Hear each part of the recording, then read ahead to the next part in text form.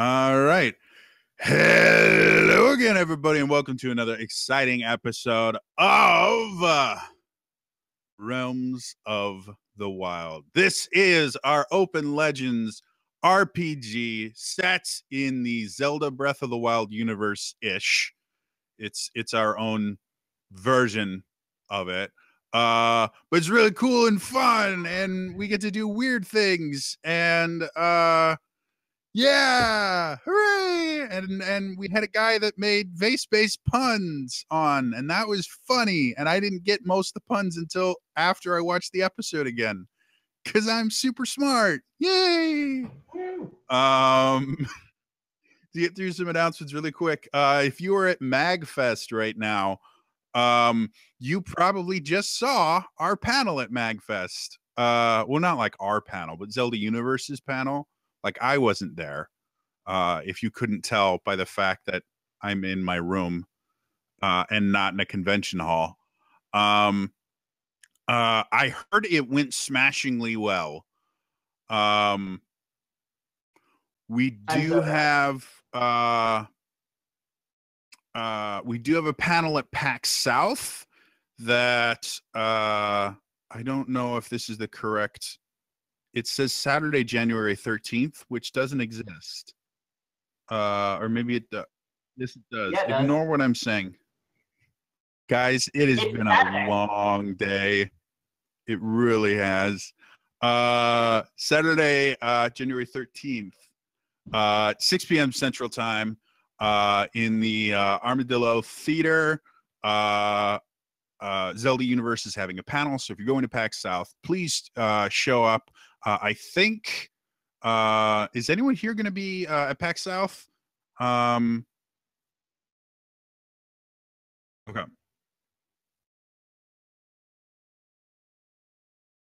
Okay.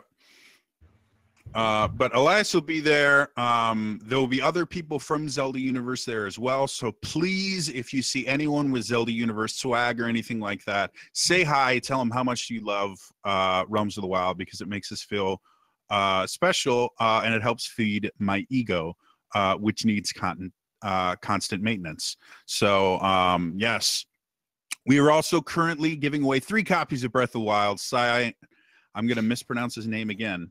Signed by Eiji Onuma. I think that was really close to his name. Eiji Onuma. Eiji Onuma.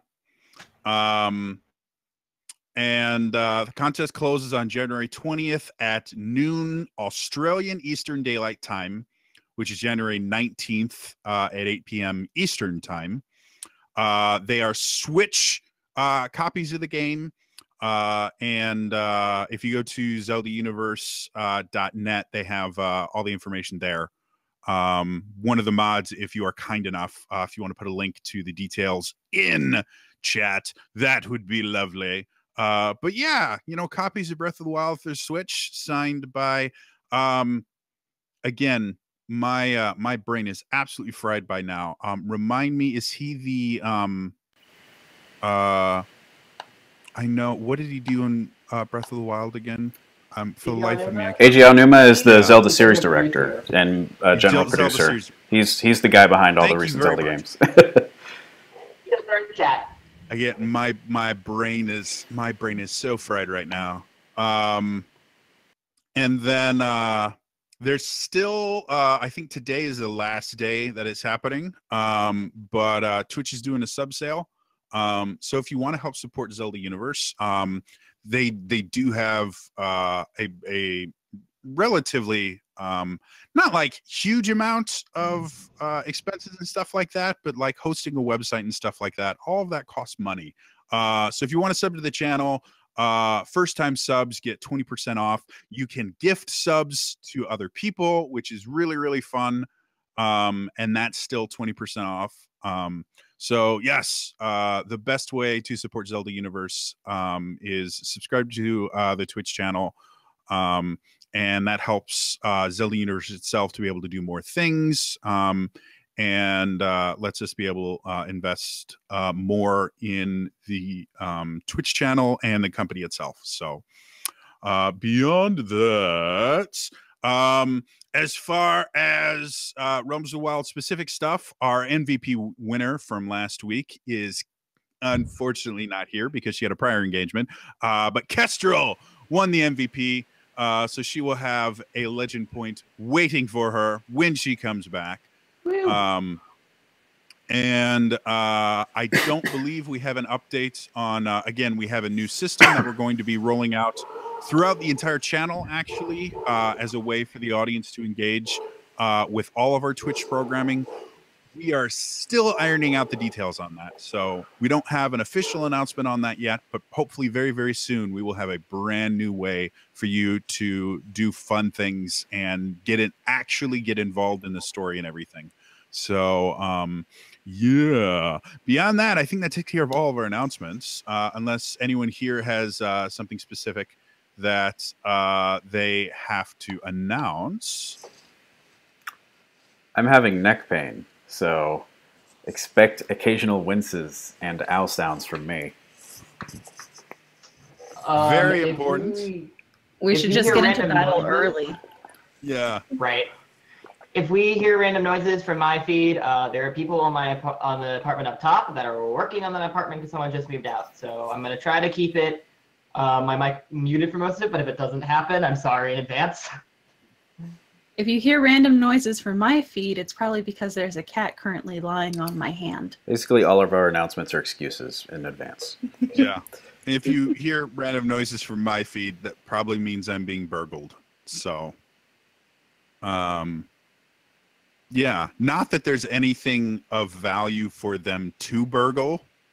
Aside from my computer, to get burgled, I'll probably go offline. I just like using the word burgled. I can tell. Like, a lot of people don't realize it's a word. It's really underutilized. So, well, it's pretty specific utilization. So, I know, but I mean, like, it's a fun word to say. So with that being said, let's get to the actual game. Announcement from me: if you subscribe to my YouTube channel and you watch my YouTube stuff, I wrote a bunch of TV theme song parodies, one a day, because I'm insane. I've recorded them all. They're all released one a day. So if you want to check out of TV theme songs that are roughly D&D and Critical Role related, if you're familiar with that show. Obviously, I have no idea what Critical Role is while I'm broadcasting on another channel. Yes.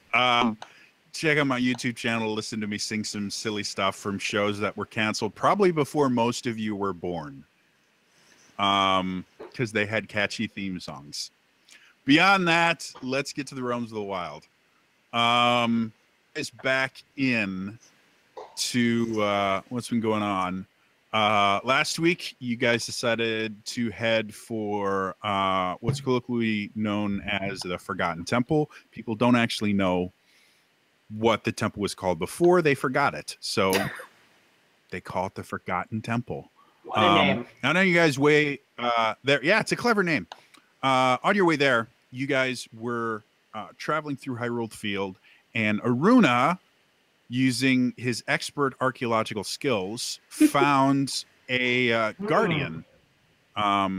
Like you do. Looked broken.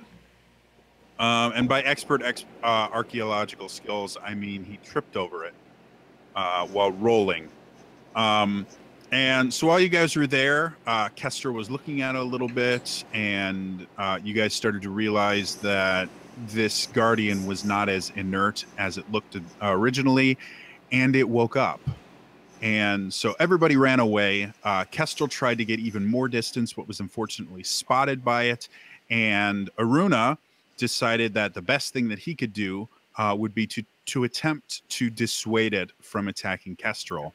And so he planted a bomb that the Guardian itself went over. The explosion was very, very loud and big, which probably made Aruna pretty happy because he likes bombs. But it also The result made me happy. Yeah. It caused the floor beneath the guardian to actually collapse, the ground beneath it to collapse, and a sinkhole to appear, to which Zulta and Aruna both fell into, and Pierre and Kestrel followed soon afterwards. And that's where we ended it last time. So you guys are now, Pierre, you were kind of circling overhead when all this stuff happened, because as soon as there was no longer a danger of you being shot out of the sky by the Guardian, you realized that flying was probably preferable to being on the ground. Yep. And so as you saw everybody just get collapsed down, you flew straight down in there.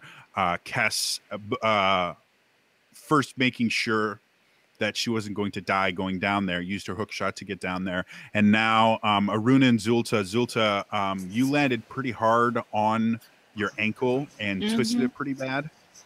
So you're in a bit of pain. Aruna, you've got bumps and bruises, but for the most part, you're okay.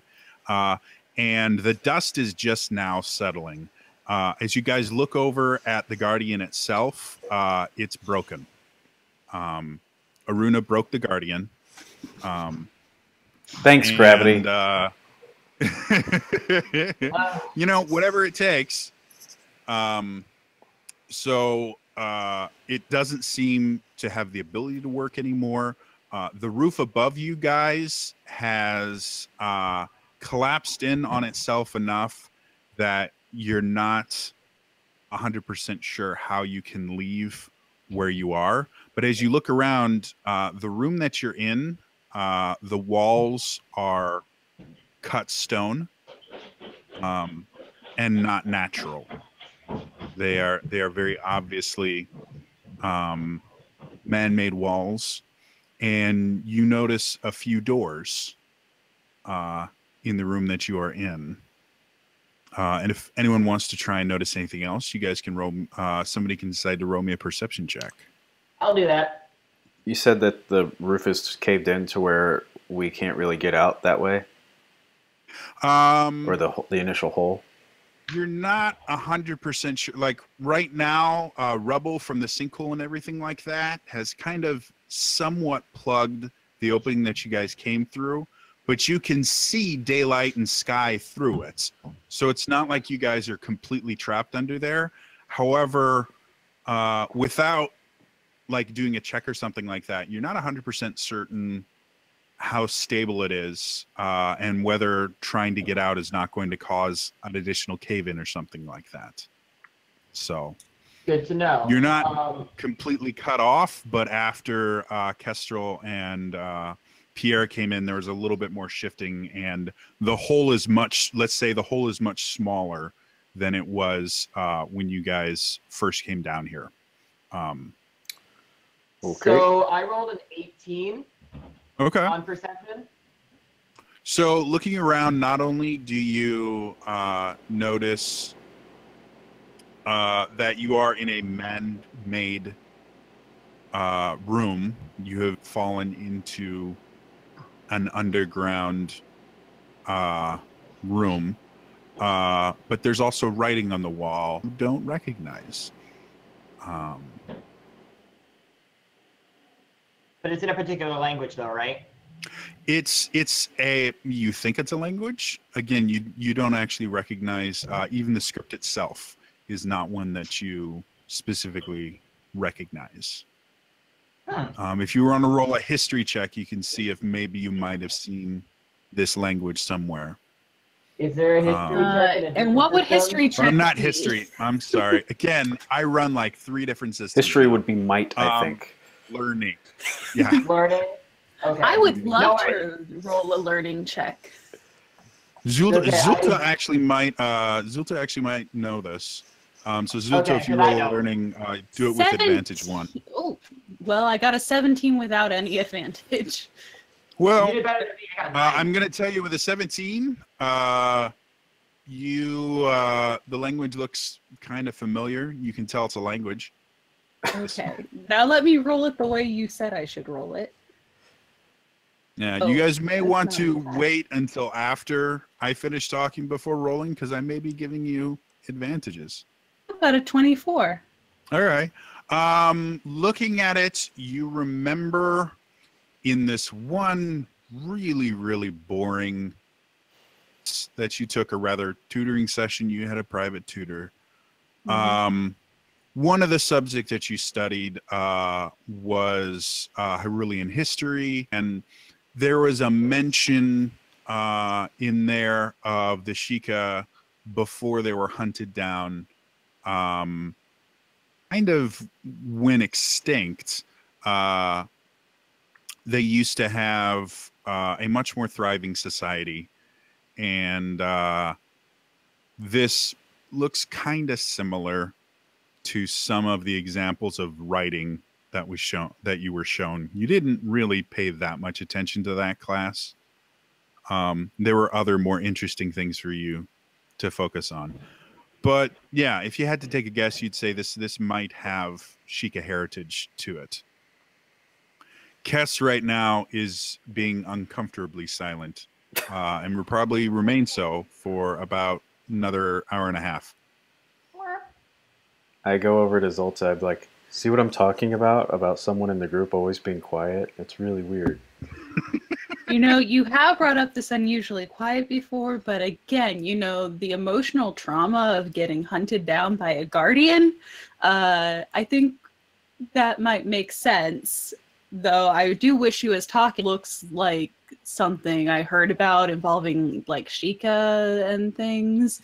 So, you know, she might know something, but okay, fine. She can just be quiet if she needs to. That's fine. She is taking furious notes and is incredibly interested. Like, you see her go up to one of the doors. The area that you're in, you have a door to the north that is basically worth the rubble and everything have trapped the door and kind of broken it to the point where it doesn't look like it's going to be opening again anytime soon. Door to the east and a door to the west, and then huge pile of rubble covering the south wall. No idea if there's a door in that direction. And it would take hours upon hours to get anywhere near close to being able to. But you do see Kess going around and taking furious notes and looking at some of the language and stuff like that. And she seems very, very interested in this, but a little bit overwhelmed with just the massive amount of stuff that's in front of her right now. Can we tell which direction's north from down here? No, it's just easier for me to use north, Okay, south, east, just west. two doors on the opposite side. Gotcha. Yeah. Yeah, I mean, you guys technically can see the sky from where you are, so you can interpret where north, south, east, west is. But unless one of you guys have as a compass, as soon with its skylight that Aruna made, you're not going to be able to tell what direction north, south, east, west is, except based on was. However, with this being Zelda, somebody probably hit a compass down here. They do that. There's a compass somewhere down here. Yeah. Yep. Logic. So, Well, again, the room that you guys are in is relatively plain. Just four walls, about feet on a side, square room. Other than the writing on the walls, there's not a whole lot to it. The roof itself is relatively high. It's about 30 feet high, so you're in kind of a cube.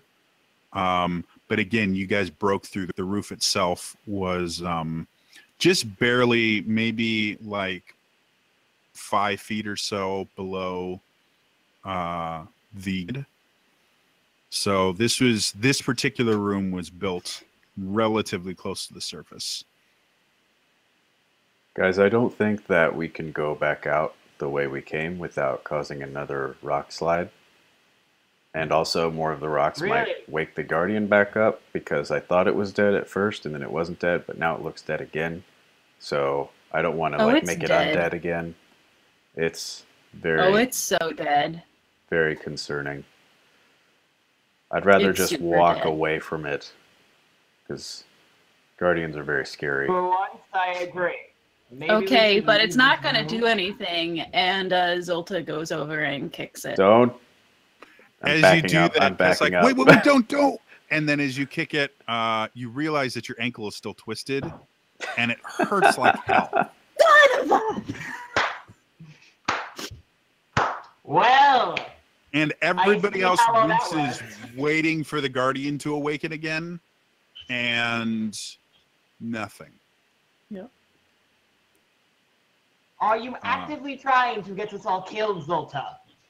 It's dead. I felt the light of life leave it. You felt its life? That's what we all thought before you did it the first time. Don't have time to die today. I say we should probably leave this room. Does anyone have like a strip of cloth I can have? Sure. I'll rip a small strip of cloth from my little cloth. Kess seems unfazed by your pain, Zulta, and seeing that the thing's not going to wake up and attack her, she immediately starts, she gets her tinkering kit out and starts and is able to harvest a few pieces of technology from it that none of you guys recognize what it is, but to her seem Go. Really wish I I'm knew wrapping what that my was. ankle. Well, I guess we have to go through one of these doors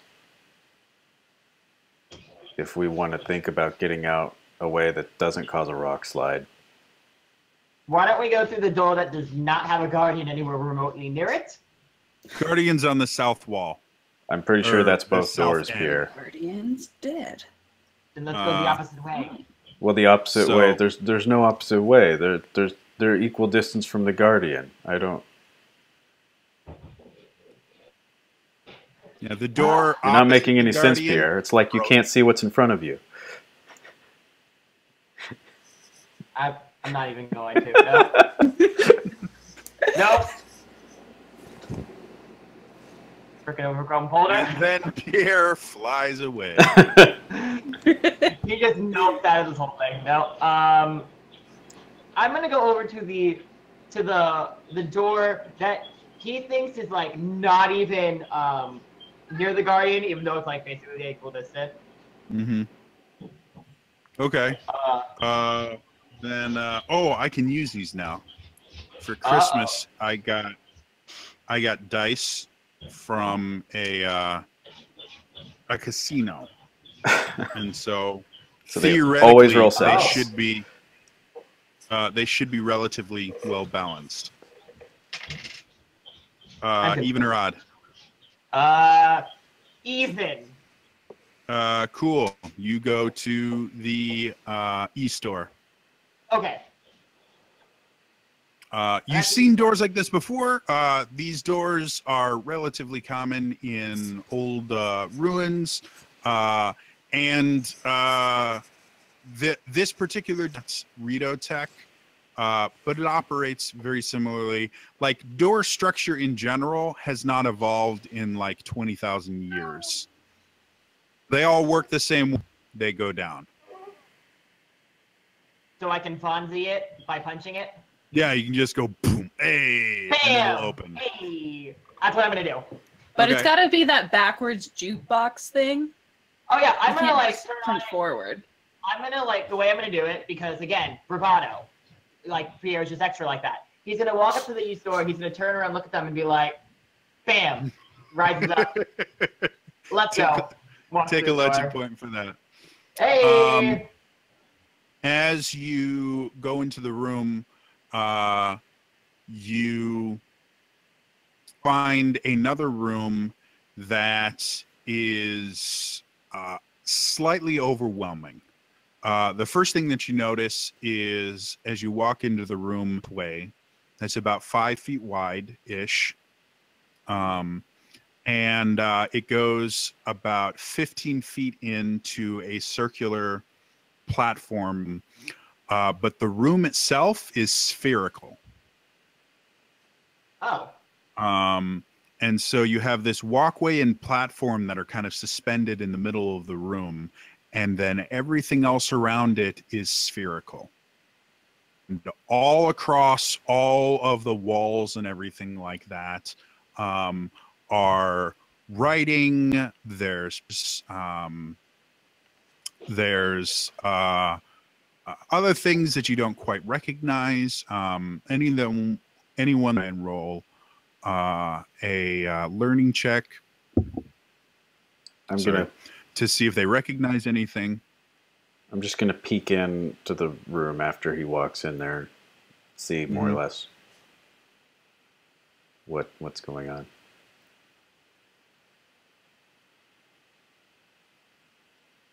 Well, I got a 13. Okay. So that probably meant nothing. Remarkably enough, you're looking around, you realize that this one, while there is a little bit of Sheikah around, there's Rito writing. It's an ancient dialect that you don't speak, but you recognize the alphabet and words that look kind of similar to words that you know. But beyond that, yeah, you not really. Nothing that would really make sense. It's kind of like, looking at ancient Latin and comparing it to English. Gotcha. If you've never taken a course in Latin, you can look at it and go, "Oh, cool," and recognize a couple words going, "Wait a minute, that looks kind of like a word in English," but it doesn't really mean the same thing because we bastardized the languages we stole from a bunch of other languages. So, gotcha. English isn't Germanic or isn't Latin based anyways. So, but yeah, even with the 13, you pick out some Rito, and as you look around, you notice that there's a couple you don't recognize along the walls as well. So this is a very multilingual. There we go. Room, lots of pictures and stuff like that.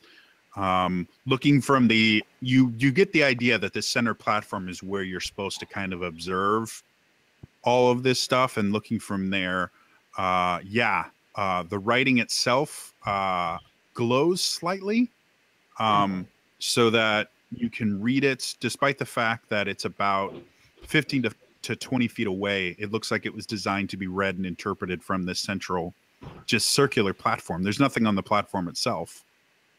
But yeah, looks really fascinating. Kestrel, again, taking furious notes.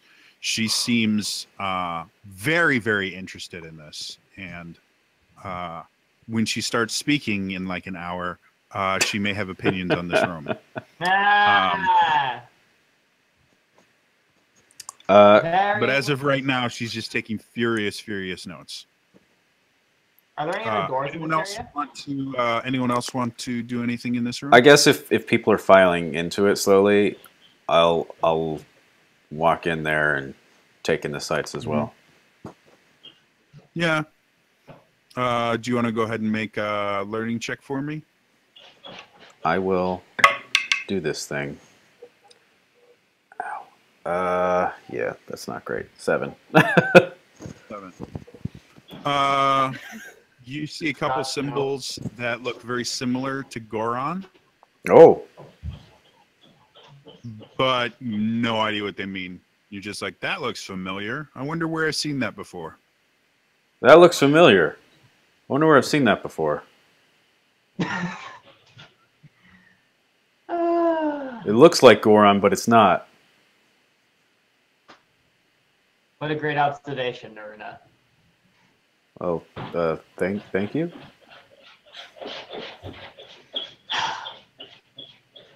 Is Zulta still outside? Zolta takes longer to get in because she's limping.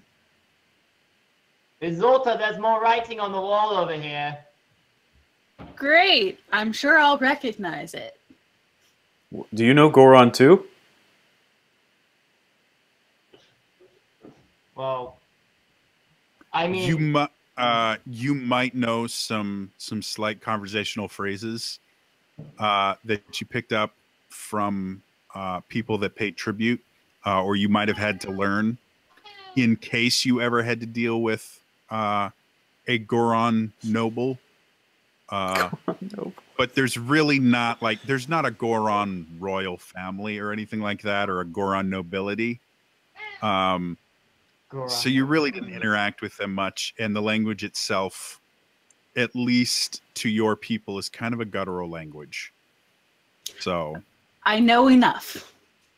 yeah, well, look at this. You know a couple choice words. Mm-hmm. I did part 1 of the Rosetta Stone. It's fine.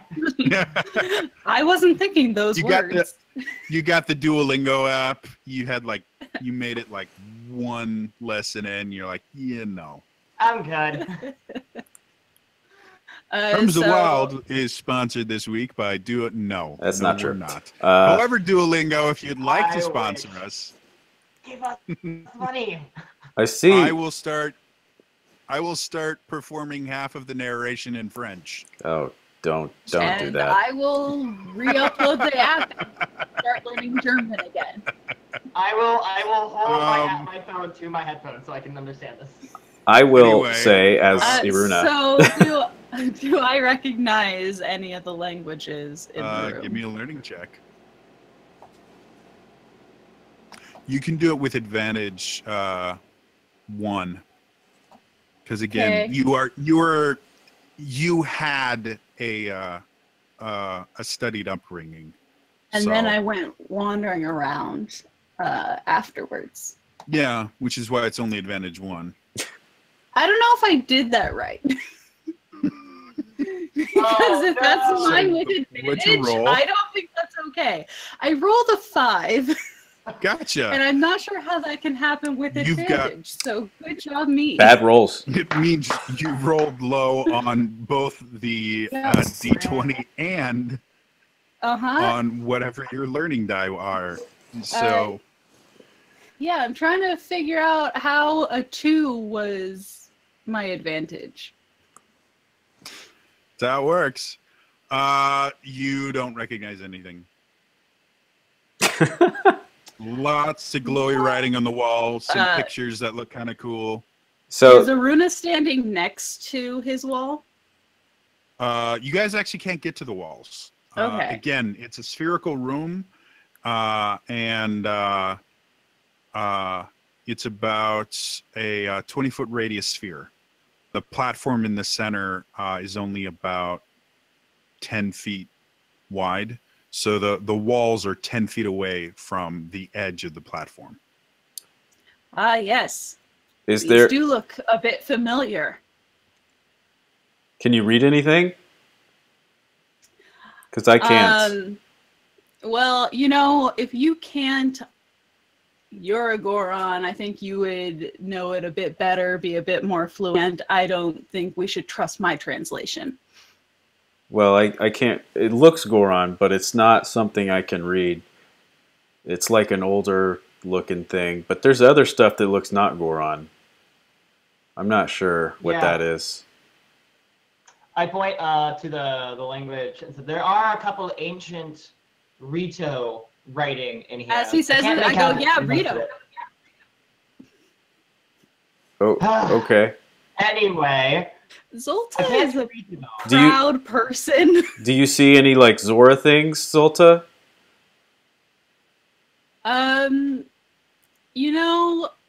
I'm a bit distracted from hurting my ankle still, so I don't recognize anything right now, but maybe later it'll come to me. Okay. Well, seems like we can't read any of this anyway, so I'm not sure what we're supposed to do here. Is there another door on the other side of this? No. This room just opens up into this spherical room with writing and pictures on the wall. So it's kind of like Professor Zulta, X's you little do- room. Yeah, kind of. Very cerebral, kind of like. Except writing instead of metal panels. You do kind of get the idea that there's a very low chance anyone other than Kestrel will you out if you just pointed to a random symbol and went, "Oh, that's Zora." And Kestrel seems unnaturally quiet right now, so. You know what? She may be unusually quiet, but she would still find a way to call me out. Yeah. So she's taking furious notes. As you guys keep talking, she keeps going, shh. Just let us know when you're done. I will. Just shh. No talkie. Okay, Rockman. we won't talk. Oh, okay. Also, if And you the rest of the refrain show from will using be bombs pantomimes. anymore, that would be useful as well. Well, Yeah, the maybe I agree with her on that one. only reason I used the bomb was because it was heading straight for, well, you, but I just wanted to sort of throw it off. And she Okay. actually comes over and she reaches up and just puts a finger on your relatively large mouth and like, shh. how And I almost said tall the is big Cass? people are talking and realized that never would have worked. How tall is Cass? Kess is relatively short. She's like 5 something. So would she be able to reach his mouth or just like get to his chin? On her tiptoes. Fully extended arm. Your arms are like almost half the length of your body. Well, yeah, because when you do your full wingspan, that's supposed to be your body length. Random out of character things. Woo! Well, have any of us walked to the center platform yet? what I'm on? Pierre, that's where Pierre is. Oh, Nothing's really happened. well, There's no this buttons or switches anywhere. It's just a room with glowing text and pictures on the wall. this seems kind of like a dead end. So maybe we should go to the other door after Kess is done taking all her notes. I start limping my way back because it's going to take me a while. Okay. Pierre, is that? Don't tell me you're quiet now too. Nope. I'm doing that too. Okay. So it takes Zulta slightly longer than the rest of you, but not a whole much. And you guys get back to the room where the broken guardian is. What do you want to do? I'll walk to the other door and try to open it. Straight through, yeah. Okay. It opens. I do it in a much less bravado-y way than I saw Pierre open his door. Yeah. Lol. As you step One into finger. the room itself the room itself is very, very large. You notice that now that you're no longer in the room that you were in before, the room itself is illuminated by kind of glowing lines along the walls and things like that. They all glow blue. And the room itself is relatively large. The ceiling here is much lower. It's only about 10 feet above the floor. But there's a stairway that goes down and starts curving, and the ceiling doesn't go down with it. So the stairway opens up into a much larger room. Excuse me for 1 second.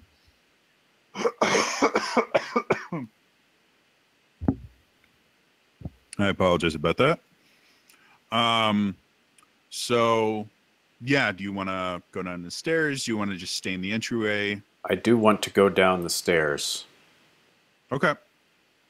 So as you go down, it opens up into a much larger room with a door at the far end and more symbols that you don't recognize on the walls, and lit entirely by these kind of glowing blue lines across the ceiling and floor. The whole area has this very eerie blue glow. There's no Goron looking symbols or characters this time? No. This is kind of similar to the first room that you guys fell into. Just with a staircase and a door instead of two doors. Yeah. And it curves a little bit. You think it's probably going north, you know. So yeah, that's the thing in Zelda in general. They like rooms that generally follow cardinal directions. Or at least that's what I'm going with. But yeah, the stairs kind of turn to the right as you go down them. And again, the room itself, very, very large. These blue glowing lines and things like that all over give you enough light that you can see without too much difficulty. Though for you, you're kind of used to darker environments, so you don't have as big an issue seeing in low light environments as perhaps like a Rito would, who spend most of their time, you know, outside in direct sunlight and stuff like that. So well, then I will take note of that and continue walking towards the other door I see. okay. Pierre, Zulta, Aruna has disappeared into the other room. God dang it. Following. I don't hear any sounds of someone being killed or bombs going off, so I follow in too. Okay. So you guys see the same basic thing. Smaller room with a staircase that generally opens up into a much larger, long, a doorway at the end. And you see Aruna walking towards the doorway. And again, the room itself is illuminated by these glowing blue lines all over. It's darker than the room with Aruna's self-made skylight, but it's bright enough that you don't have too much difficulty seeing.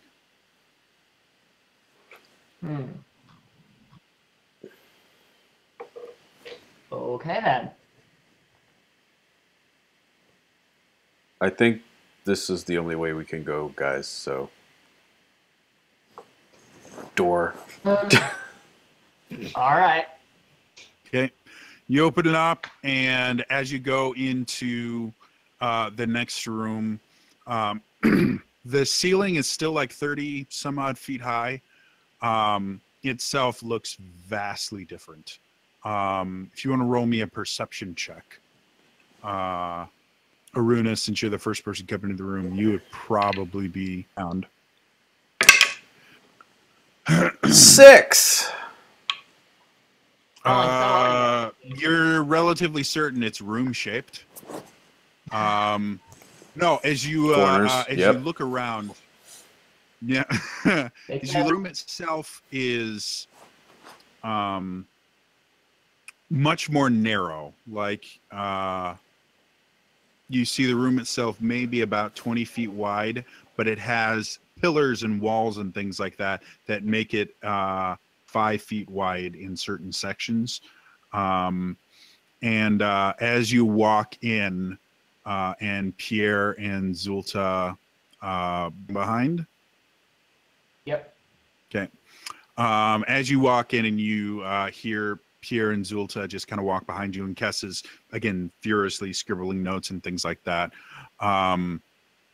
You walk forward and hear the ground beneath you shift ever so slightly as a pressure plate, as you step on a pressure plate, and the door behind you shing, and bars that appear in the door behind you, locking it, preventing you from opening it. I don't move. And as you're sitting there, you start hearing this. I now move. Okay, make me an agility check. Is it only going towards Aruna right now? You have no idea. You just hear a sound, and Aruna is in the front of the party. 13 agility. 13 agility. Okay.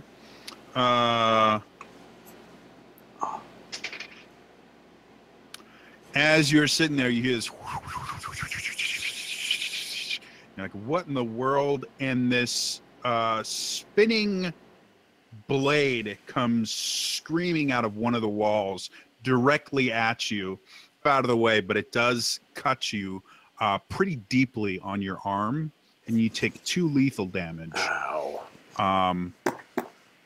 As you dive out of the way, and now see that the room itself has basically come alive. Excuse me for just 1 second.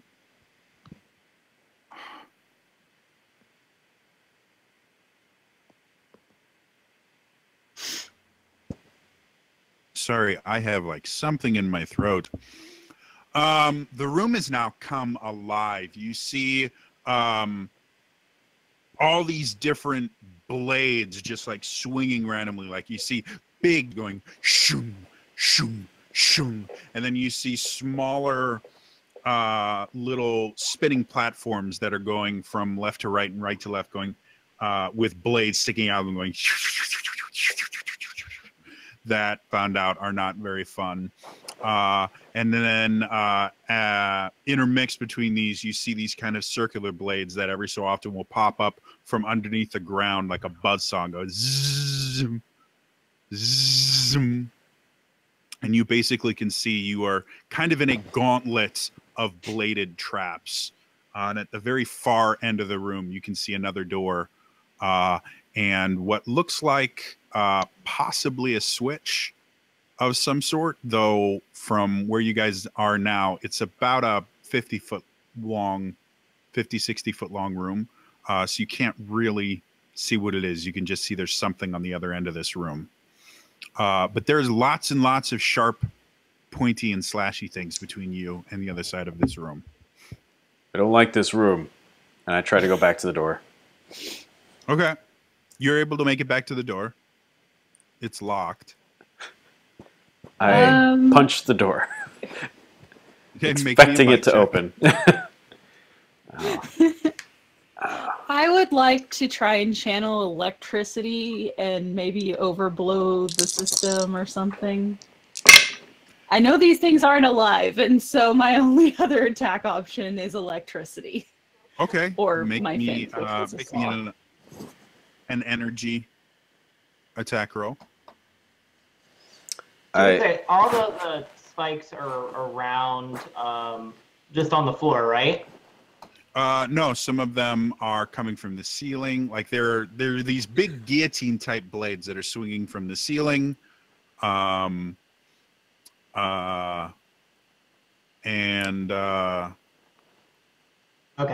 If you want to make a perception check, you can see if there's anything on the ceiling that might cause issue. I got a 9. Okay. Before you do that, what was your might roll, Runa? 20. You punch the door really, really hard, a little bit, which you're not 100% certain what that does to the door. You know that the bars themselves have to raise up in order to open the door, and you've now bent them. So you're great. You're not sure if that was a good idea. Not 100% sure, but something's changed with the door. Guys, I think the door's locked. Do we notice what he's done? You watched him punch the door. Okay. With your 9 energy attack, you sit there and conjure a bolt of lightning, fire it off. It hits one of the blades, and now the blade, arcing electricity, one of the spinning ones, is now arcing electricity around it. Sure. Oh, that's not good. Jody, my perception roll was 21. As you look around, you see that the spinning blades go all the way up to the ceiling.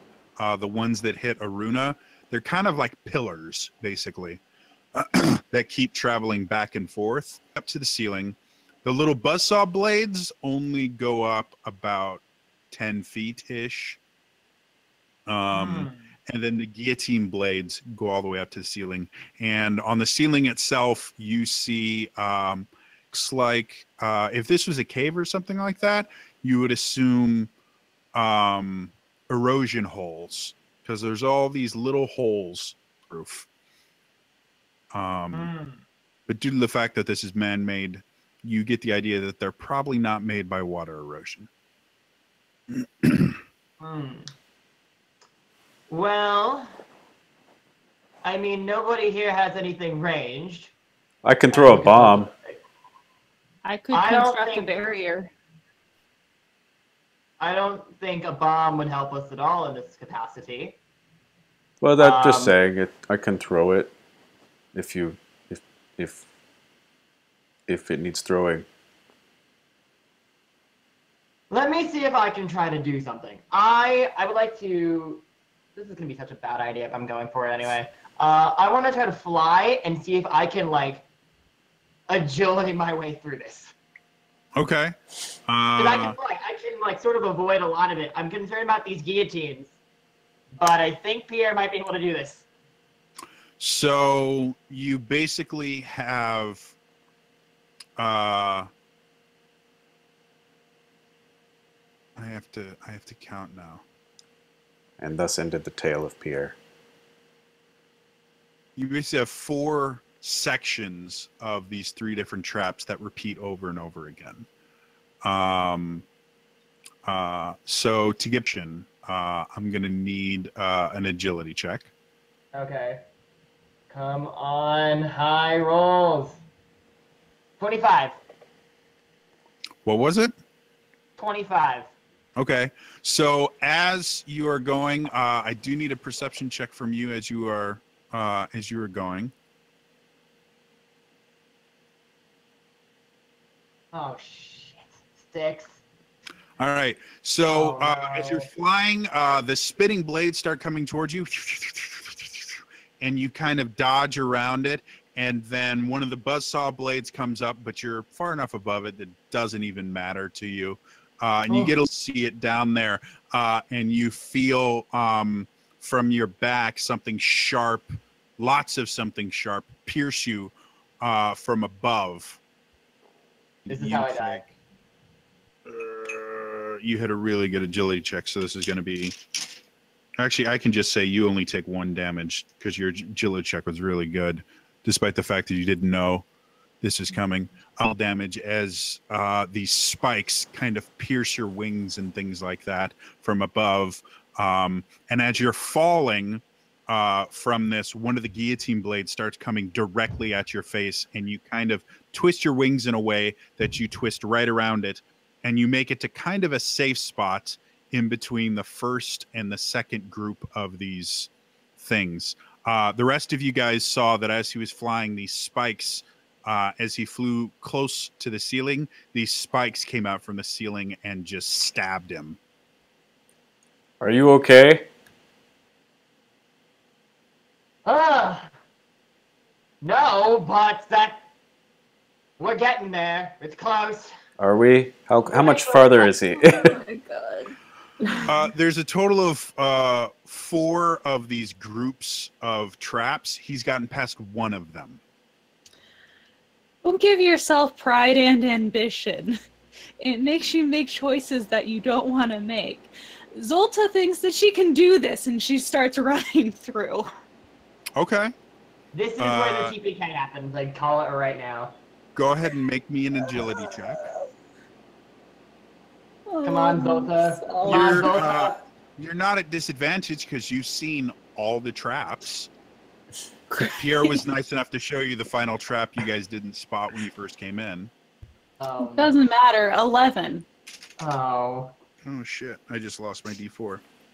Oh no! 4 lethal damage as you go through. The whirling blades start coming at you that you shocked with lightning, and as they hit you, they also ding into you as they cut you.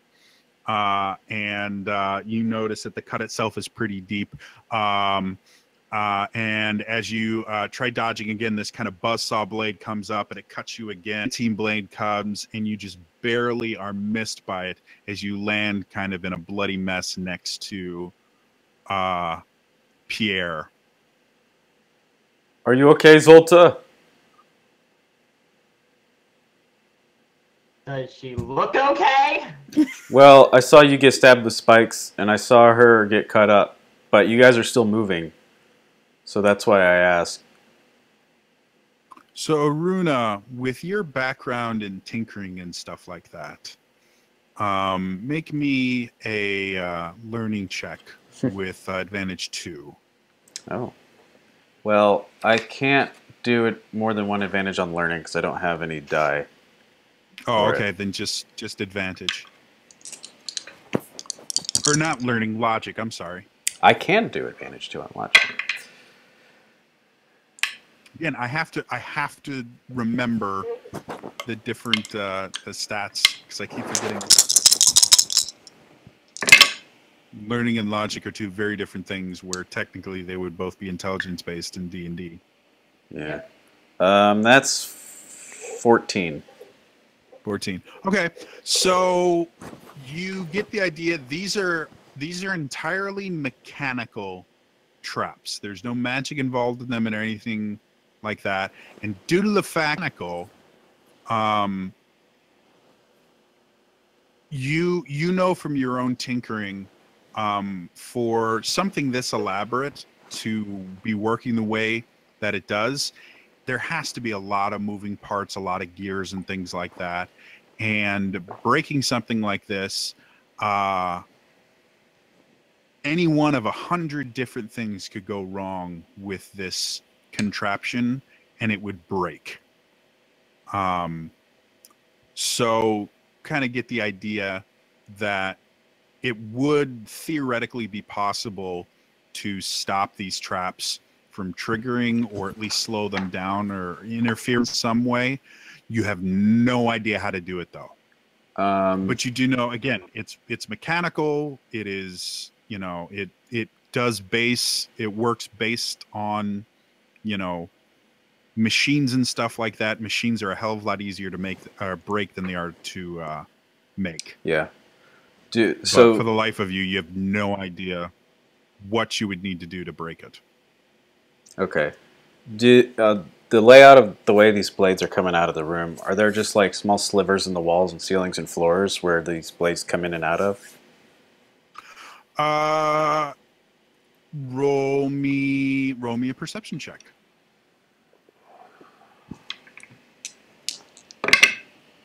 Really? 8. Okay. You do notice This is the some worst game to low roll. buzzsaw blades themselves, you notice are coming out of holes, and you can kind of see that the spinning blade run along a track. From where you're standing, you can't actually see where the guillotine blades are coming from, but you can conjecture. Would I have to like move up to see where they come from, or do they disappear into like just out of sight or holes or what? Again, you have these kind of pillars and stuff like that that make the room smaller, and in between the pillars are each one of these. In between the sets of pillars are these traps. To fully examine them, you basically have to walk right up to them. Gotcha. Hey guys, can you guys move over to the right a little bit towards the one pillar? I'm assuming they're kind of close to the pillars, having passed the first section. There is, in each section, again, there's 4 sections. Each section has three sets of pillars. Each section and has then there's 3 pairs of pillars. Yes. Okay. And in between. So they're past the first 3. Yes. Okay. They're in kind of a little bit more open area. Great. And it doesn't seem to have any traps in that particular area. Cool. Well, then I'll just not say anything in that case and throw a bomb at the first left pillar. Okay. Roll me an energy attack.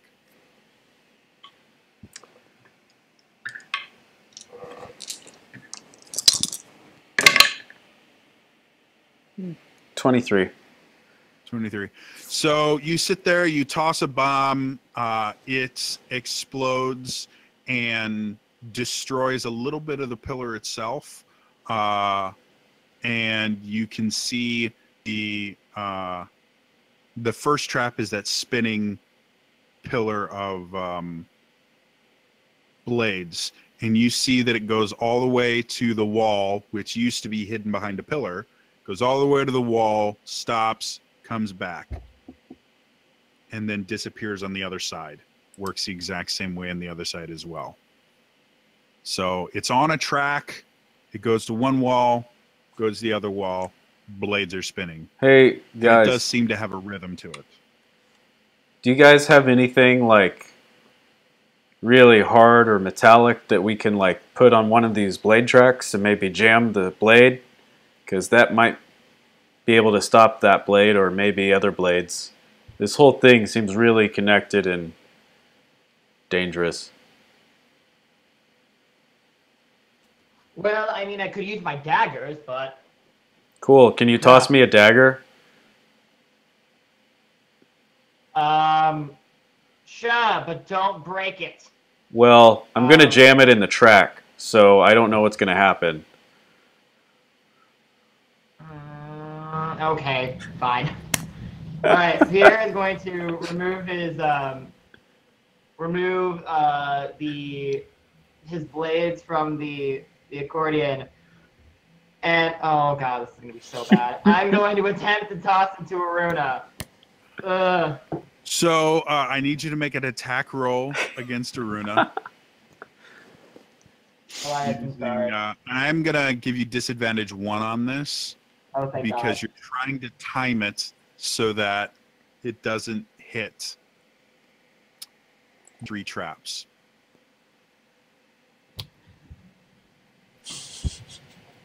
Well. So as you sit there and throw the dagger, your ulaks are not really designed to be thrown. No, they're not. So as you throw it, you do know to kind of to it so it has a little more stability. And as it goes, one of the buzzsaw blades comes up, connects with the ulak, and the ulak gets knocked into one of the kind of alcoves between pillars. Great. And one of your ulaks is now outside of your current reach. Great. Damn it, Aruna! What? I didn't... sorry. I'm gonna immediately now check my pockets to see if I have any like materials from making bombs that might work. I would like to use a barrier and create a barrier from one end of the track for this thing, so it's stuck. Okay, I have to remember what you can do with barrier. Go ahead and make the roll for it to invoke it. Your boon roll. Kess, you have a hook shot. Please help. Oh, Kess, I forgot you were standing next to me. Kess is still taking notes. 27. Oh, thank God. Okay, and what's your Seems high. what are you using to invoke it? Entropy? You mean the attribute? Yeah, the attribute. Yes. It is a death wall. Okay. So as you sit there, The blades are and so dead. you kind of create this barrier of this kind of red energy. You can choose 2 properties: damaging, obscuring, hindering, baneful, or mobile. I will What 2 properties do you want for this barrier? Oh, shoot. Mobile means I could move it to another one. Right? Without having to make another barrier roll. We wanted hindering, right, Okay. Elias? What? That's entirely We up to wanted you. That is your hindering, right? choice. I don't know what hindering I don't know how does, to so character right now. That would be It what's hinders. referred to as metagaming. And I'm going to say this is your No. barrier. You're going to choose what it does. Well, I was thinking about doing hindering anyway, so I'll do that one and damaging. Okay. So as you sit there and you start tapping into that kind of life draining energy that you have used before, you guys watch as Zulta's eyes go dark and she starts deep crimson red. And she fires off this kind of bolt of energy that goes and grows. The traps and things like that pass through it. Well, that worked out. It seems like life energy doesn't really affect mechanical traps. Or life draining energy doesn't seem to affect mechanical traps the way that it would perhaps like a living being or something like that. I am still rummaging to see if I have any just hard piece of metal or thing I could... You have what you consider seasonings. You have rocks and pebbles, and like you always have Sure. decent supply of small rocks, gravel, stuff like that. So I'll take the rocks out to where the others can see it. I'll be like, wait, no, that's food. And I put it back and keep looking.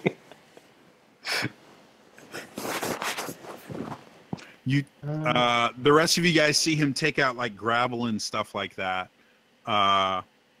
and then go, oh no, and then put that back into his bag. As far as you have tinkering tools and stuff like that, your bomb making tools in general are not incredibly resilient. Again, they're load, so they're designed to be breakable in general. With the closest being, you do have kind of shaped charge, things that you can use to create shape a bit firmer, but nothing that can stop a blistering piece of blade.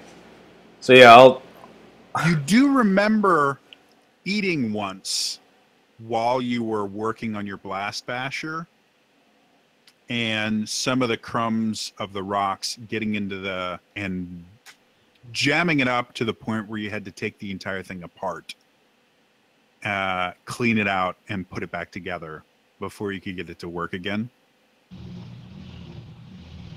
So okay. I'll look at the rocks and not think about those for a little bit and get out my tools and be like, guys, I don't know if I have anything that can block metal like this. And then after a little bit, start to remember how the blast basher got jammed up from small rocks. So I'm just like, at this point, I'm looking at the rocks, trying to look at the worst tasting one that I think will be. That's also really hard. And then I put it on the leftmost track that I just saw. One small rock. Okay. I don't know if small, but just hard looking, not good tasting. Probably the largest one of those that I think fits the criteria. Okay. The track itself is only a few inches wide. Oh. Like wide. It's a very thin track. Okay, then I'll seeing that I can look at the track, I'll try and put one that can fit inside the track and get to the full width. Okay. To where I see it like go to the wall, I jam it in there and then remove my hand. Okay. Roll me, I don't know. Let's call that logic. Yeah. Oof. Okay.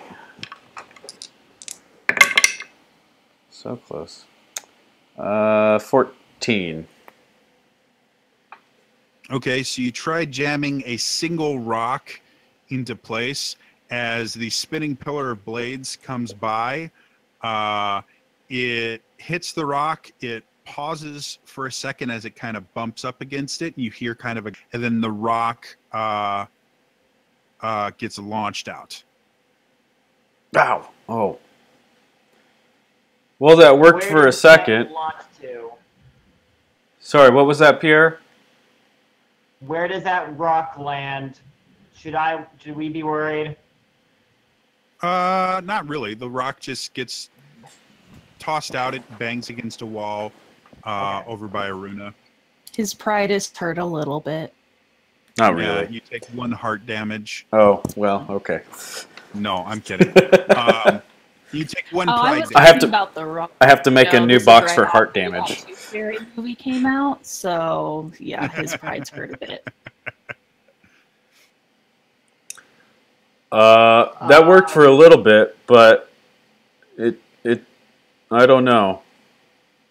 Can I reach? I can't reach his knife from where it landed, right? Or his dagger. You could. You'd have to get past the pillar and technically it's in the same saw blade. So you'd have to avoid the buzzsaw blade as you picked it up. But then you'd be in the dead middle of these traps. Yeah. Okay, then I will tell. I'm gonna try blowing things up again, and back up a little bit, and I'll back up probably to the door, and roll straight into the middle of all those pillars in the first section a big bomb.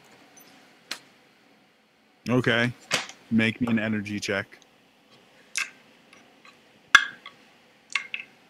We are going to die. Uh-huh. Maybe not. Well, we had a good run. Let's see, 8, 9, 15. Carrie comes back, and we're just all re-rolling characters. Yeah. 17. As you roll the big bomb into place and it explodes, you guys feel kind of a rump as you see the ceiling start to crack a little bit as the pillars themselves crack ever so slightly. The blades and all the traps have not stopped moving. The shaking and has become unstable. Aruna! What? You're not sure how long it's going to take, but you're relatively certain that this room is going to start collapsing. A bomb landed us here in the first place. Well, but it saved us from a guardian too, kind of. No! If you're So I'm trying going to have everybody Kind of. roll initiative for me Oh God. Oh, because God. you are now in a time crunch. What do I roll for initiative again? If you click on the initiative button, it will roll it for you. Where is the button? Where is the button? Oh God. Under your Oh no. 14. Under your speed, it says initiative. I also got 14. 25.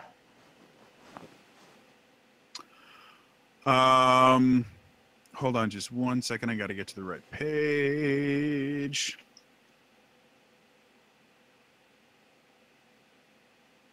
All right, Pierre, what'd you get? 25.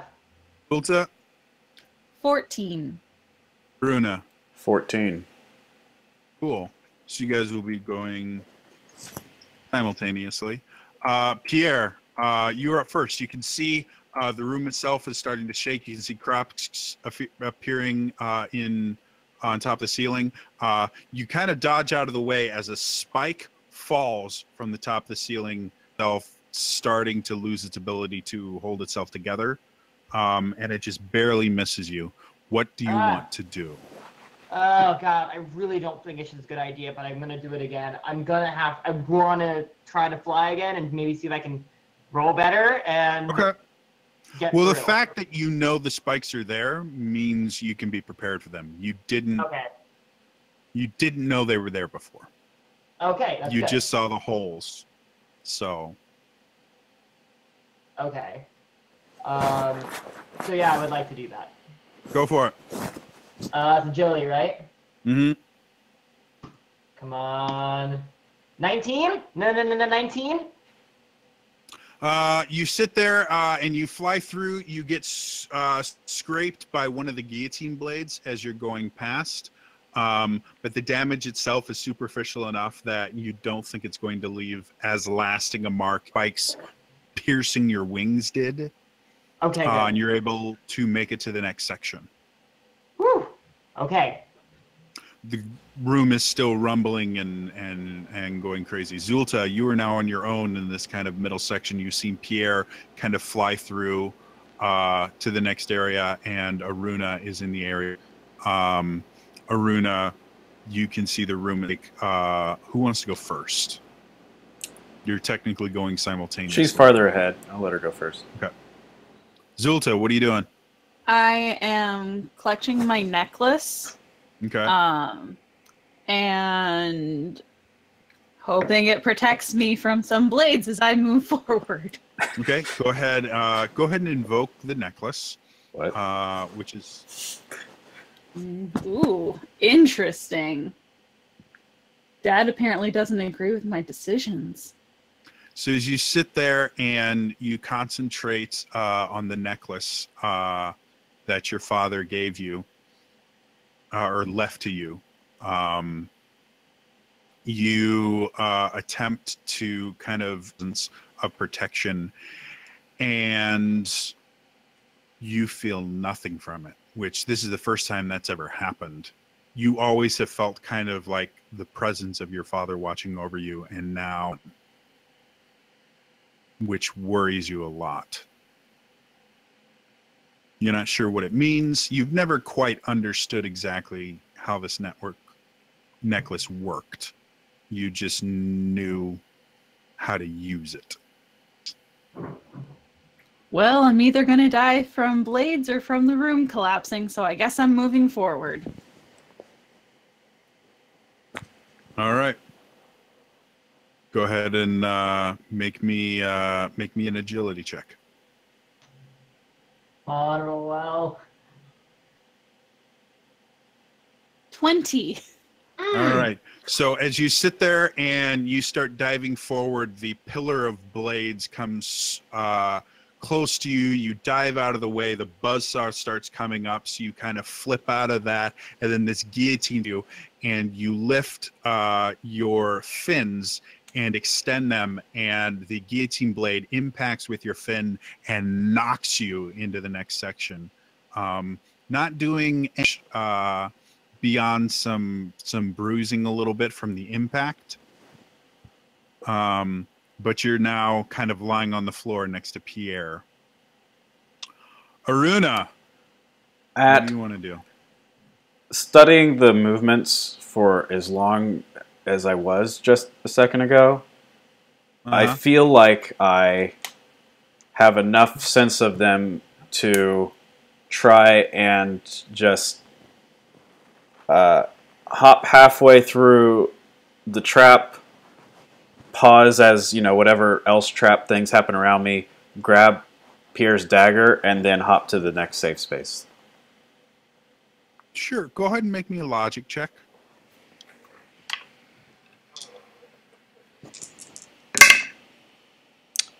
14. 14. That's good enough. Yeah, you've been watching it. You've been timing it and everything like that.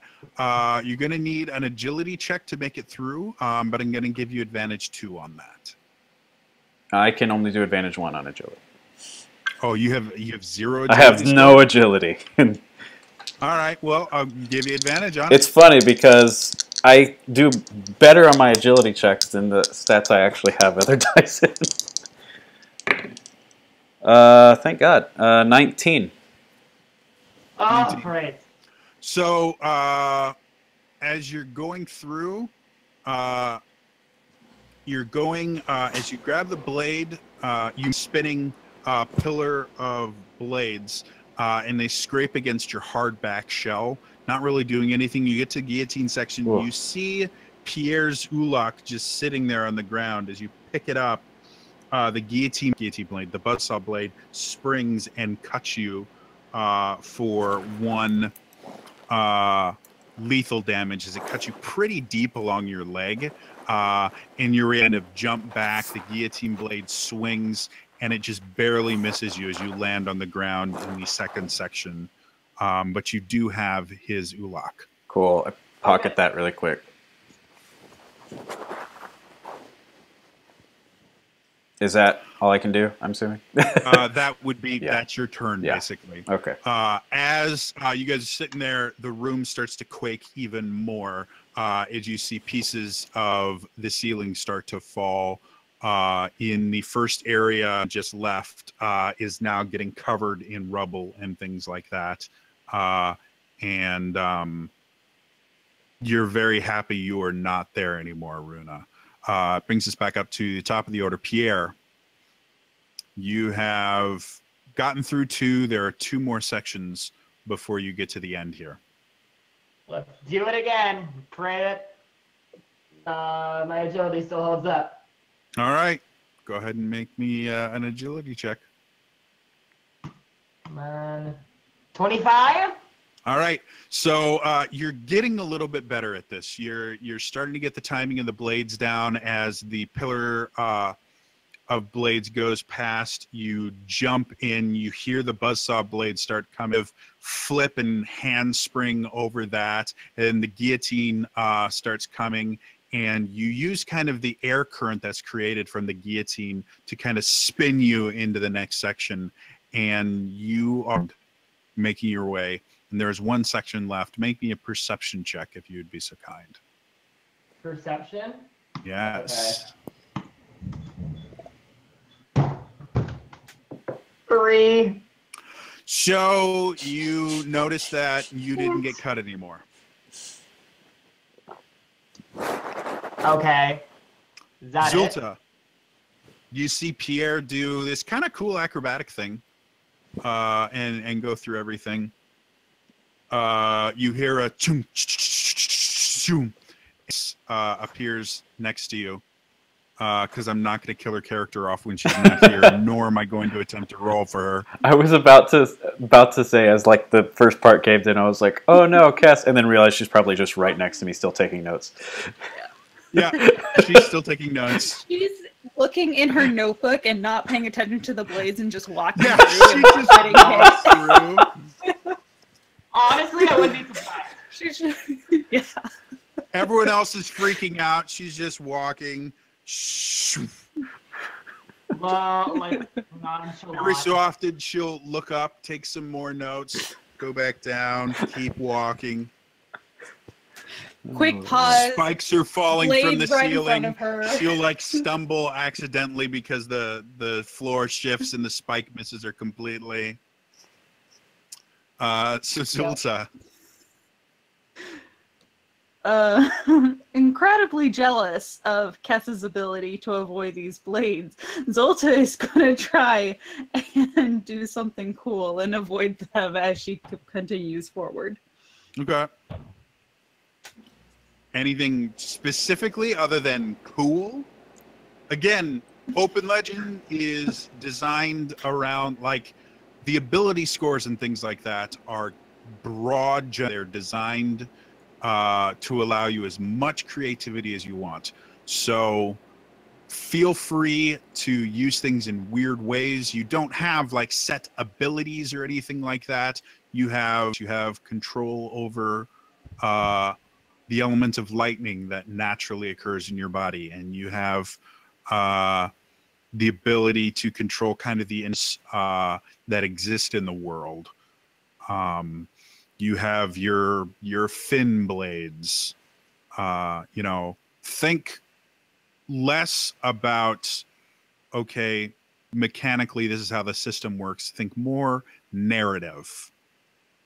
You know, if this was a movie and your character was in, because that's what this is an action scene, what would you do? What would the cool thing that your character attempt to do right now in an action movie? Uh, oh god. I'm not the bard, but this is going to happen anyways. So since I have my fins extended from stopping the previous blade, I'm going to use them to do a rhythm. And it'll be da, da, da, da, da, da. And I'm going to start humming that under my breath as I'm like using my fins to increase my agility and avoid things.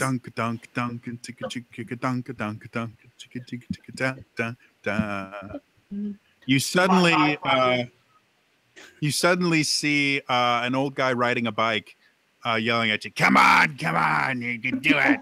Hey, that's weird. In your mind. Oh, never mind. So yeah, that, and electricity is crackling along my body. Okay. So pumped. It looks cool. Doesn't do anything, but it looks really cool. Okay. So I guess you have a choice in this particular matter. Because of how you described it, you can try and do the whole dodge thing again using agility, or you can try and just power your way through by like batting the blades away and make it more of a might check. I'll let you kind of decide. My agility is way above my might, which is 0. Okay. So go ahead and make me another agility check then. I'll give you advantage 1 because now you're kind of using your fins defensively as you're going. So as the blades come up, if one gets close to you, you're going to try and hit it with your blade as opposed to... Oh no. I'm so interested in being cool while doing this and being like, I can be as cool as Cass. It's fine that I rolled a 10. Gotcha. So as you're going through, the first pillar of blades comes by and spins and connects with your back as you try and block it with your blade and cuts pretty deep, cutting into the muscle. Immediately spring forward, the buzz blade comes up and slices into your calf a little bit, which causes you to leap forward and starts coming towards you, and you again block with the blades. This time the guillotine blade hits you pretty hard. A grand total of 5 lethal damage. Landing on the other side, kind of bloodied. Not feeling well in any way, shape, or form. Yeah, that sounds about right. Aruna, you just watched Zulta get the crap kicked out of her. Zolta, are you she's okay? now 2 sections ahead of you. I'm too proud to show any pain, and I just ignore him. Okay. And, yeah, so... Tess continues to take notes as she walks past these incredibly dangerous... God damn it. We're all going to die. It's just going to be like, what? What was the problem? Cass, are you... Oh, wait, no, you're okay. Okay. So, knowing that he's a bit behind at this point, and things are not looking great behind him, he's just going to take note, or, remember and take note of what's ahead of him as far as floor, like...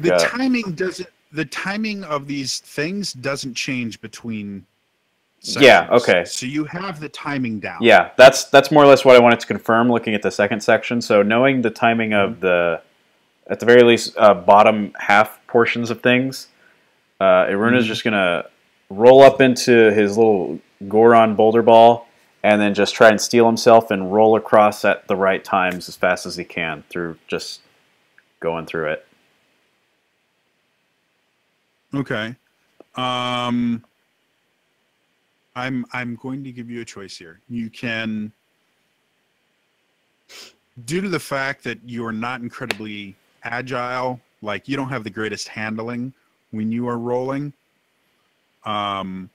you can attempt to kind of, or because again, when you're rolling, you have that kind of hard outer shell, you can try and just force your way through.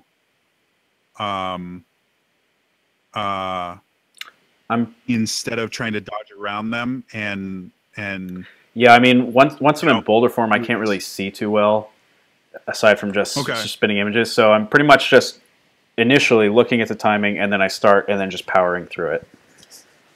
Okay, so go ahead and give me a might roll with advantage too. Oh boy.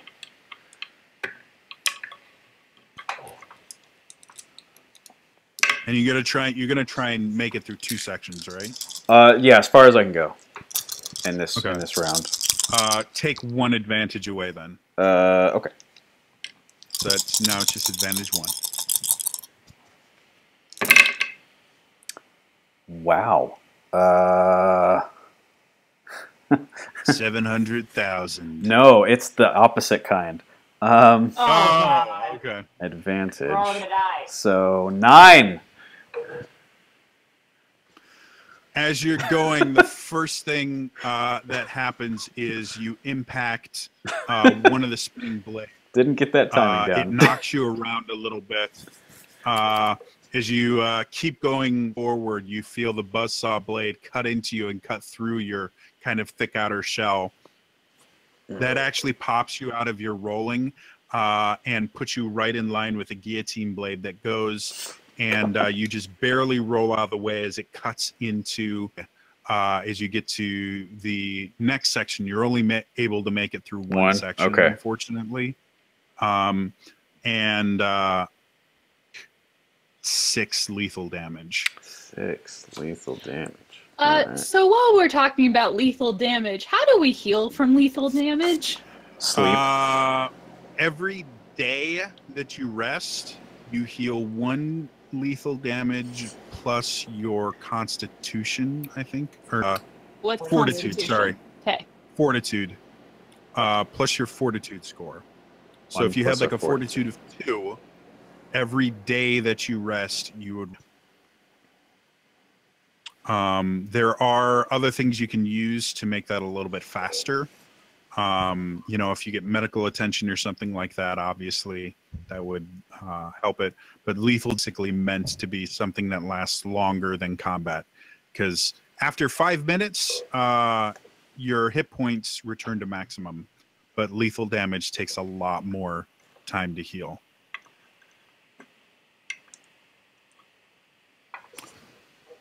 So, Pierre, as that happens, more rumbling. The area that Aruna was in before collapses. But you do see the pillar that you ran into moving anywhere near as fast as it was before. You damaged the pillar a little bit by crashing into it. It hurt you, but you hurt it right back. But the second section, or the first section after traps, is now getting covered in rubble and falling spikes and things like that, and does not look like a very hospitable place. Kess is still walking forward. Pierre, you have 1 set left, and you can see, you know, the end is nigh. What do you want to do? Okay, before we do anything, I want to double check. My accordion is still fine for all this, right? Yeah, for right now. Okay, good. Okay, You've been rolling high enough that it hasn't gotten hit. For now. Good. If you roll poorly enough, that may not continue to be true. You don't know. All right, let's... please make this work. All right, let's do it. I'm doing it one more time. 14. Okay. As you're going, again, the pillar goes past, you dodge by it. The guillotine blade comes up, and you dodge by it. You start seeing, the buzzsaw blade comes up, and you see the guillotine blade start coming towards you, and not thinking, you fly up towards the ceiling to avoid the guillotine blade, and the spikes again hit you for 4 lethal damage. As you hit the ground pretty hard on the other side. And as you look, you can see a switch side. Do I have enough movement to, like, hit it? Sure, if you want to interact with the switch. I'm going to interact with that switch. It's a bit rusted, so I need a might check from you. Cool. I don't have my mic scores. This will be fun. 5!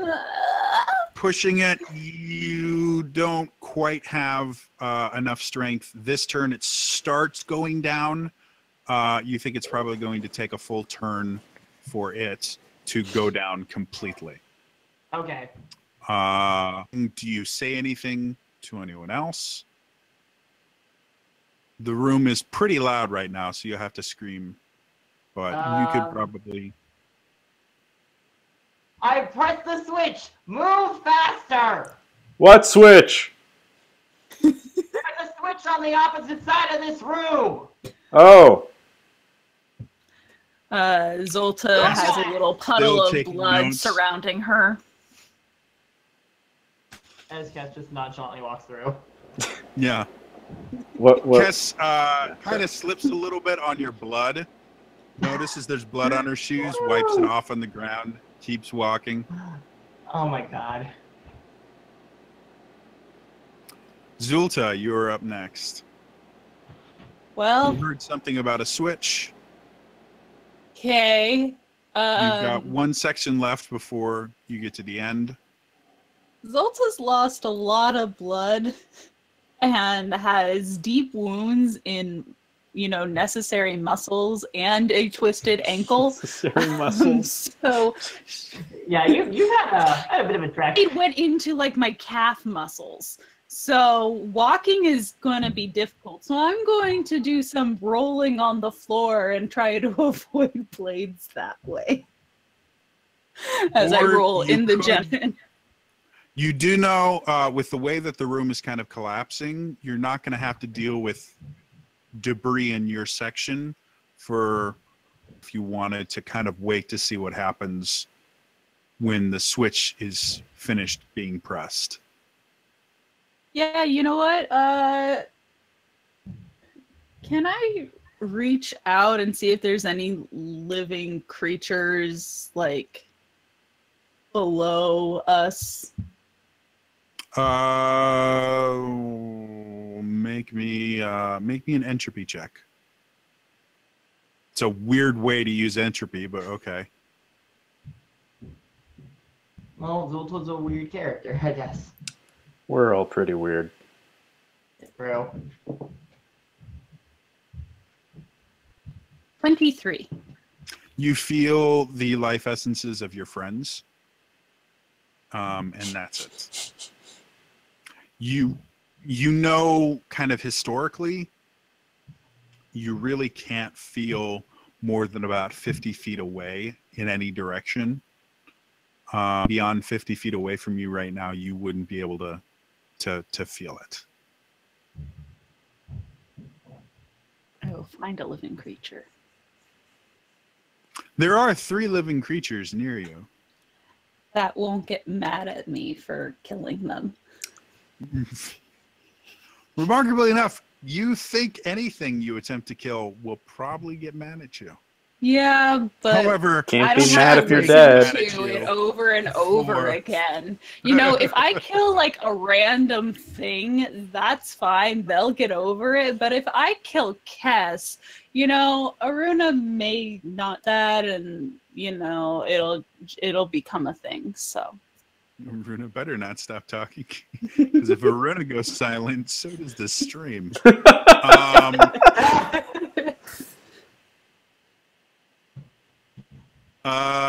Okay, so is that going to be your turn then? yep. Mhm. So you lay there bleeding on the ground. Aruna, what do you want to do? Well, every time I've moved ahead, the portion of the room has collapsed behind me. So I don't think that waiting around's an option. But the thing I tried... think that is a logical conclusion. Yeah, that's what a logic score of 2 will get you. Oh, really? Oh, really? So, Okay. but I also, like, powering through and rolling out form didn't work out as well as taking my time and carefully stepping through the patterns. So I'm going to try that again. Sort of what I did the first time where I, hopscotch my way through. So agility with advantage, because you don't have an agility score.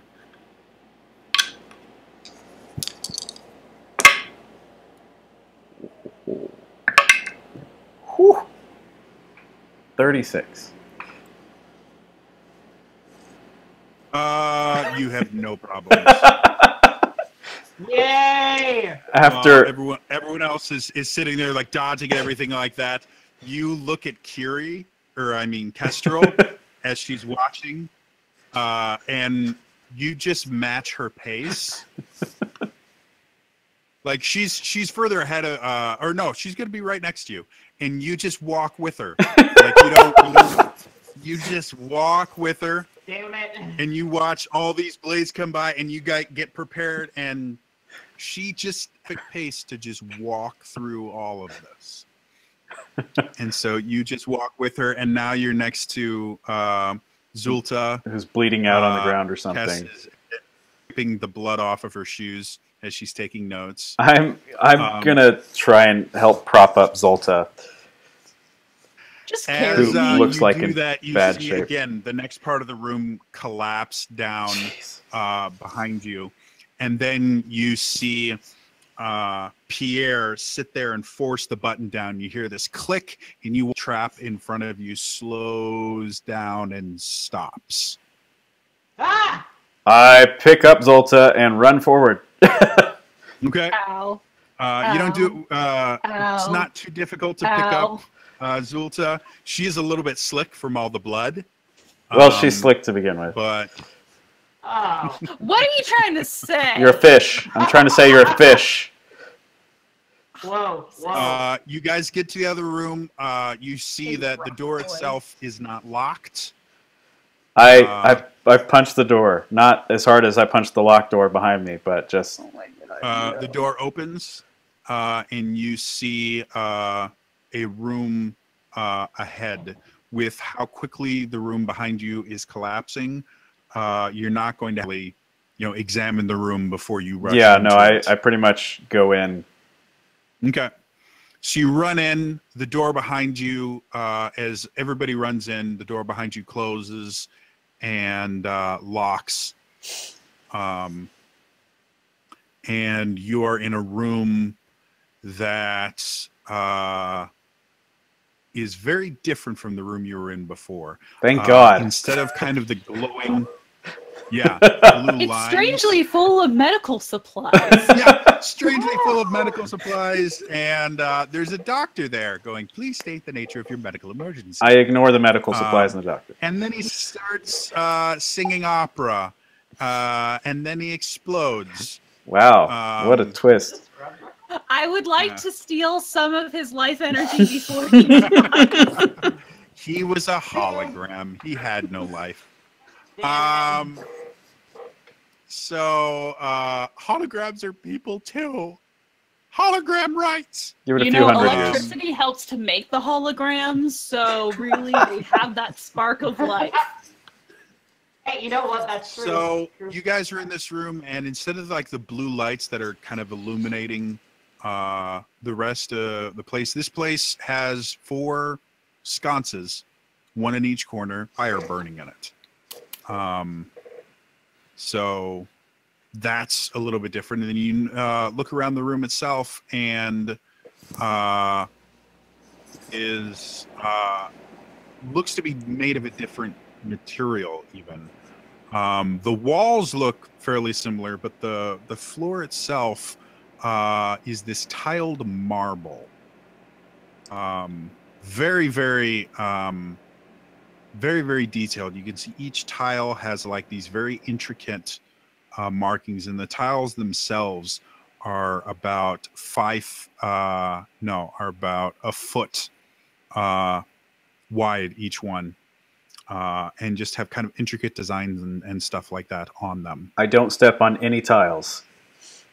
Well, this the time. whole floor is tiles right now. I don't move. So, I want to take a second. Take a second in life. Is there a door on the other side? there is a door on the other side. There's just an open doorway. Or no, there's a. I have to remember the room that I wrote for this. The side that appears to be locked as well. Oh. Currently. But it's a much smaller room than you're used to.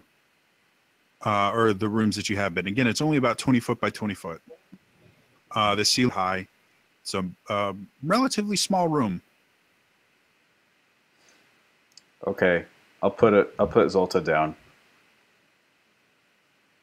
as I wince through my own pain. And just take a breather cloth? for right now. Aruna, do you have more strips of cloth? Well, I mean, I have my little sash here, but every strip of cloth that I tear off means less of a sash. Okay, hey, anyone else have a strip of cloth? Kess actually has some really basic medical supplies and stuff like that, just from the fact that she has hurt herself before, and now noticing that you are bleeding all over the ground, does attempt to help out. Does she have a needle and thread? Because I'm pretty sure my calf is going to need stitches. She does. Perfect. I start stitching up my own calf. She makes a. She tries to help you out. She is able to heal. Normally, this is not how lethal damage works, but what's about to happen for you? So, yeah, she's able to heal 4 lethal damage from you. Nice. Stitches up some wounds and gets closes up some stuff so you're not like actively bleeding out or anything like that. And your own kind of internal of like negative life energy is able to help close some of the wounds themselves. So yeah, as you guys are in there, you start hearing kind of a different sound. Before you heard this very, very fast, and now you're just hearing this.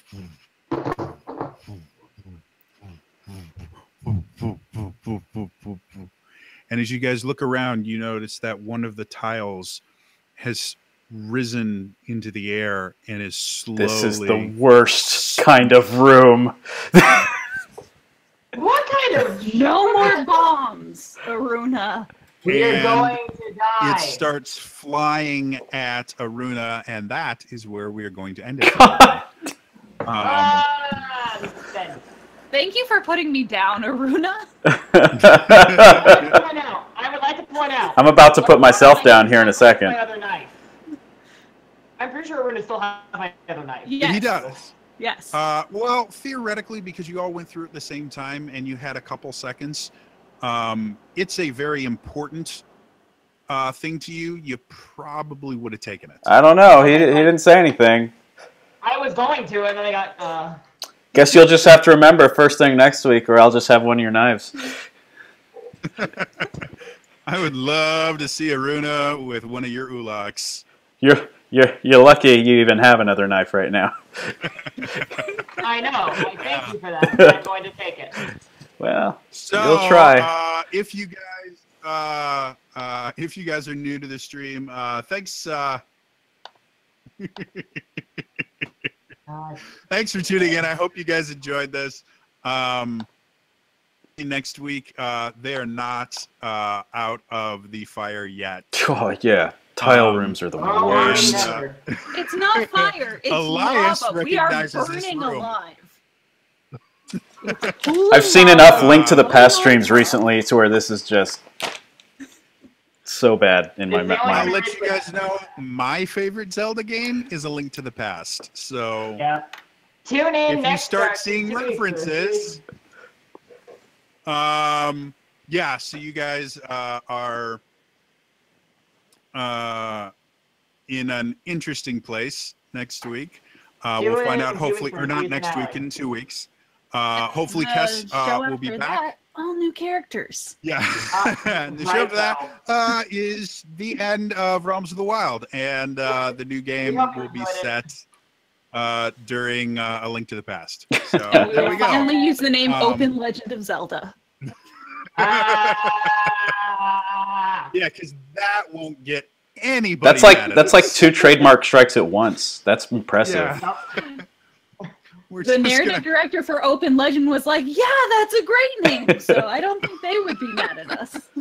No, and historically, Nintendo has a really, really great relationships with streamers and YouTube gamers and stuff like that in general. So I'm certain yeah. they would have no issue using their trademarked title No at one all. talked to Nintendo.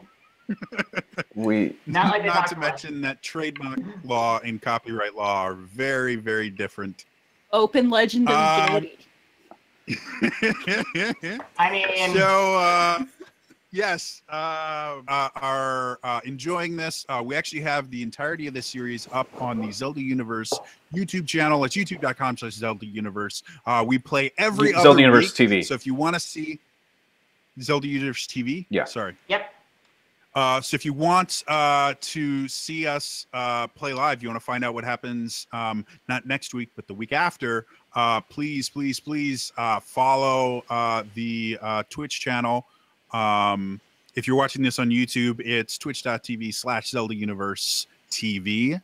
And follow the Twitch channel, subscribe if you can. It's a great way to help support the channel and help us to continue making content like this and even more cool stuff.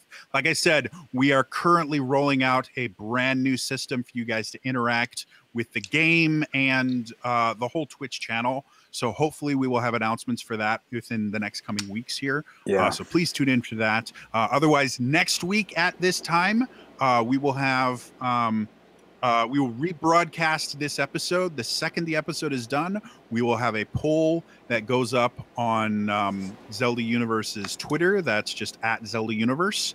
Vote in the poll for the MVP. The MVP gets a legend point, which lets them have advantage on a check or an attack roll or anything that they want. So it's a great way to make sure that the people you think are doing a good job have a mechanical advantage in the game. You can actually affect the game. It's really cool that way.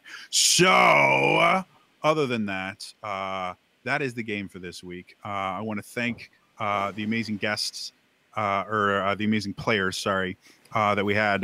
Very, very quickly, if people want to stalk you on the interwebs, where would they find you? We will start with the always more than mediocre Elias Thompson. You can find me on several mediocre websites at Elias Thompson. My other stream here on Zelda Universe is Tuesday nights, Let's Not Play Zelda, which I should be doing again next week. And I might be involved in another Zelda Universe stream that's going to be announced soon that you'll find out about soon. Because I just don't like free time. And then I also stream on another Twitch channel Wednesday nights, twitch.tv/Winecraft Wednesday, where my co-host and I drink and rate wines while playing Minecraft. Ilea, if people want to stalk you on the interwebs, where would they find you? You can find me basically everywhere as Green Eye Trombonist, except on Twitter, I'm Green Eye T-Bone. And follow my Twitch channel and my Twitter, because I'm relaunching that Twitch channel and torture myself with exercise for your enjoyment. Yay. Always nice to watch live torture. Yeah. Context. Alex, Alex, if people want to find you on the interwebs. So you can find me in a handful of places. I do streams on here on Mondays from 6 p.m. onward Eastern Time. It's called the Rosenberg Hour. I'm also youtube.com/Luca Starks, Luca_Starks on Twitter, Instagram, Snapchat, and Twitch. I've been trying to do more Twitch stuff myself. And I also do a lot of performing arts things, and that on my website, alexrosenberg.net. If you are in New York, the New York area on January 21st, that is the day after our next episode, I will be presenting a new solo dance work at Green Space in Long Island City. It's a solo called Portrait of a Man on Tilt. First piece of choreography in about a year, and it's my New York debut. So if you're around, go check that out. Links and information's on my website. Very, very cool. And again, my name is TrainerJodie. You can find me everywhere at TrainerJodie. I'm on Twitter. I have a Facebook page that I haven't updated in a while. I'm even on Instagram and post nothing on there. So if you follow me on Instagram, it's going to But I also do stream on Wednesday nights. I actually have 2 different campaigns. Both of them now are set in my custom world that I haven't world itself yet. But I will be launching a brand new campaign, not this Wednesday, but in 3 Wednesdays. This Wednesday night at 9 p.m. Central Time, I'm going to be doing a character creation seminar where I'm basically going to create a couple different characters, give them backstories and stuff like that. Live on the air, I'll let the audience kind of dictate stuff, and I'm basically going to talk about the role-playing aspect of creating a new character. You know, how can you develop motivations for it, stuff like that. Stuff that I learned being an actor. I'm going to be able to do that live. And while I am going to be using D&D rule sets, most of the stuff that I'm going to be talking about, I may do one open legend character on there. Most of the stuff I'm going to be talking about is entirely like acting based. So you can use it for literally any system. It's a special thing that I'm just doing this one time as I kind of bridge the campaigns. I just ended a campaign, so I'm kind of bridging the campaign. So if you want to, please come check it out. It'll be Wednesday night at 9 p.m. Not to tread on Elias. I'm about to say, that sounds like something I would totally watch if I wasn't also streaming at the same time. You can watch some, dudes play Minecraft, or you can learn about the craft of acting from an expert. Act Wednesdays. So, I think we all should just start streaming Wednesday nights. All right. So anyway, that's all for me today. And I will see you guys next time. All right. Bye-bye. Bye, everyone. Bye. This is taking too long. Bye. Okay.